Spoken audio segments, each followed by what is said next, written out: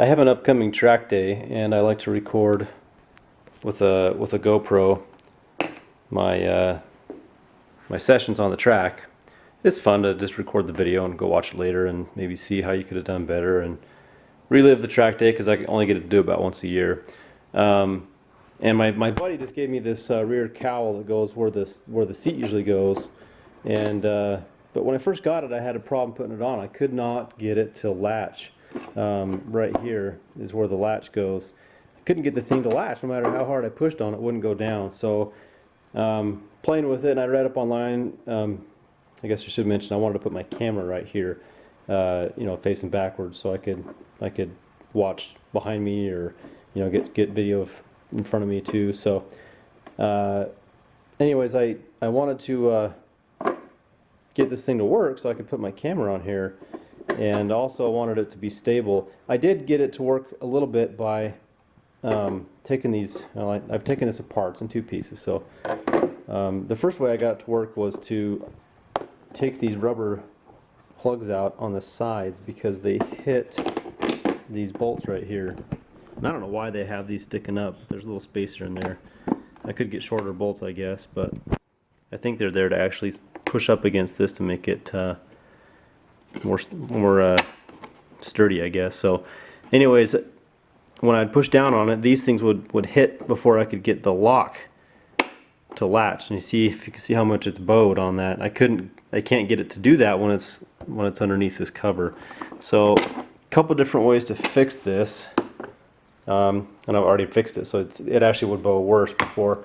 You can put a couple of washers underneath here, underneath this lock, and I tried that, but I didn't get enough threads to make me feel comfortable leaving it that way. I literally had maybe 2 threads on there, and that's yeah, thread stripping territory, so I didn't want to do that. So a couple other things I could have done is I could have added something to, there's a little rubber plug at the top here. I could have added something to the top of this to make it higher, so when I pushed on this, it would push down the center of this one. And then I also looked at this nut here in the lock mechanism, the catch, and figured I had enough threads on this one, so I added a couple of washers. You can see right there. I added a couple of washers underneath that, and that was just about perfect. So I'm going to put these two halves back together, but that's what actually made it work for me. So right now I don't have very much push until it clicks. I may still have to add something up here so I can get it down. I'm okay with it bowing a little bit. It's a soft plastic, but the one thing it does do is it doesn't give it any side-to-side play. If I take these out the way I was running it before, this whole thing will just rock. And with putting my camera on there, I knew that I'd get really shaky video. So that was my main reason for wanting to fix this. I wanted to put those rubber plugs back in, but I couldn't find a way to get it to latch. So I'm going to try messing with a couple things and see what works.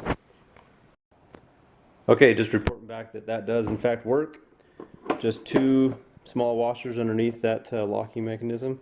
I do have to push down kind of hard, but doesn't seem to hurt anything. And it helps to push kind of on the front here as well. So